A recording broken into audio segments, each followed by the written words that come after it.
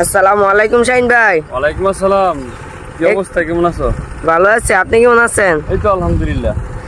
এটা কি ধান লাগাইছেন? এই তো ধান খেতে এলাম, ধানটা মনে হয় পাকে গেছে আলহামদুলিল্লাহ।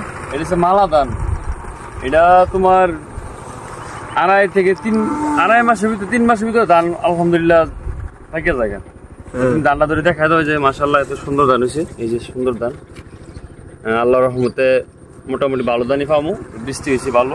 এটা মানে এটা ফাঁকে দিয়ে হয় আর কি। ধানটা যে ইরি আছে, আগুনি আছে, আমরা যেটা বাংলাদেশ গ্রামের মানুষ বলি, এটা মালা ধান বলি আর কি। তো সিজনে অলরেডি 2টা ধান করা যায়। তো ফাঁক দিয়ে আমরা এবার মালা ধান করলাম। মাশাআল্লাহ এই যে আছে সামনে এই ক্ষেত্রে আছে মোটামুটি প্রায় 100 ডিসি মতো লাগাইছি আলহামদুলিল্লাহ। আল্লাহর রহমতে ভালো ধানই পাওয়া যাইব। হ্যাঁ, যতটুকু আল্লাহ পাক দিচ্ছে আর কি। তো তুমি ধানটা যাই দিকে দেখা যাবে সবাই।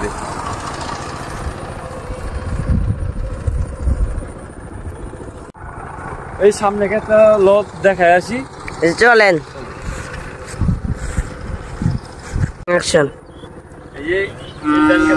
আলহামদুলিল্লাহ অলরেডি কিছু রুম আছে, কাঁচা আছে।